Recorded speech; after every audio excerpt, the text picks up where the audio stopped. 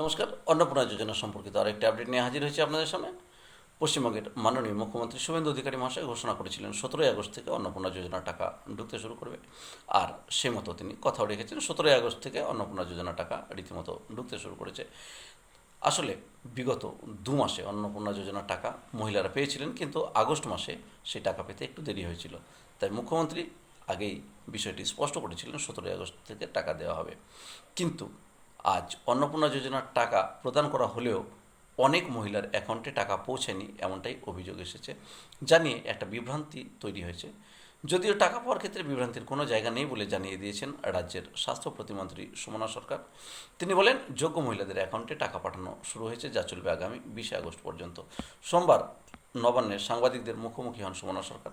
সেখানে তিনি বলেন, 1,45,00,000 মহিলা অন্নপূর্ণা যোজনায় টাকা পাচ্ছেন। যোগ্য মহিলাদের টাকা পাঠানো শুরু হয়েছে, 20 আগস্ট পর্যন্ত তাদের অ্যাকাউন্টে ধাপে ধাপে টাকা ঢুকবে। এদিন মুখ্যমন্ত্রী শুভেন্দু অধিকারীর 100 দিন পূর্ণ হয়েছে। স্বভাবতই খুশি বঙ্গ বিজেপি, কিন্তু অন্নপূর্ণা যোজনা নিয়ে চারিদিকে একটা বিভ্রান্তিমূলক খবর ছড়ানো হচ্ছে। বিশেষ করে মহিলাদের মধ্যে বিভিন্ন গুজব ছড়ানো হচ্ছে। অবশ্য কোনো বিভ্রান্তির জায়গা নেই বলেই স্পষ্ট জানালেন তিনি। সুমনা সরকার বলেন, 1,80,00,000 আবেদন জমা পড়েছিল, সেখানে 1,45,00,000 মহিলার নাম অন্তর্ভুক্ত হয়েছে। জানা গেছে প্রাথমিকভাবে 17 লক্ষের নাম বাদ পড়েছে। একটা সূত্রে জানা গেছে বেশিরভাগ ক্ষেত্রে ব্যাংক অ্যাকাউন্টের সঙ্গে আধার কার্ডের যোগ পাওয়া গিয়েছে। কিছু ক্ষেত্রে সরকারি কর্মচারী এবং আয়কর দেওয়ায় আবেদন বাতিল হয়েছে।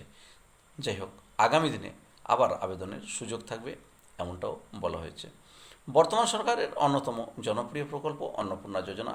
বিজেপি সংকল্পপত্রে প্রকাশ করেছিল যে ক্ষমতা এলে মাসিক 3,000 টাকা করে অন্নপূর্ণা যোজনার ভাতা প্রদান করা হবে। সরকার ক্ষমতায় এসে সেই কাজটি খুব দ্রুত শুরুও করে দিয়েছিলেন।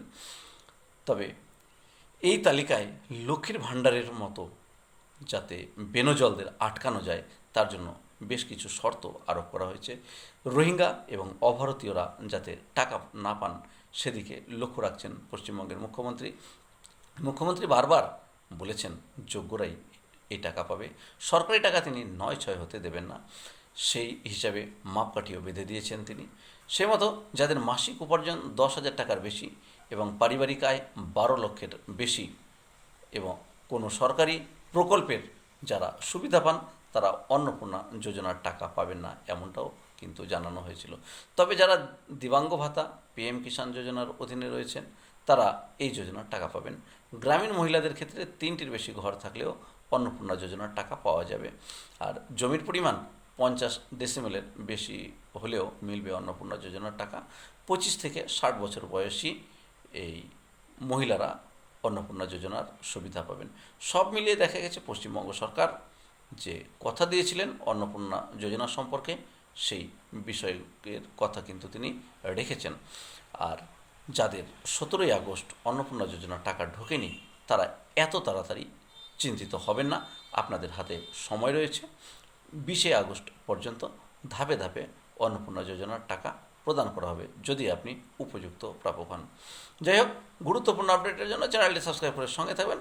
আপনাদের জন্য গুরুত্বপূর্ণ ভিডিও নিয়ে প্রতিদিন হাজির হব আমি। ধন্যবাদ।